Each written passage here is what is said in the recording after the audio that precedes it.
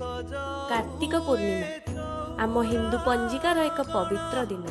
यही पर्व आम ओडिया संस्कृति समृद्धि और समुद्र ऐतिह्यर प्रतीक।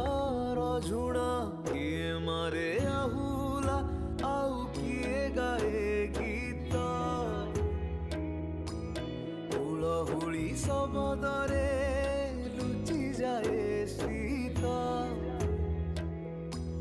बोई तो रही चाही आसवा बाटकू।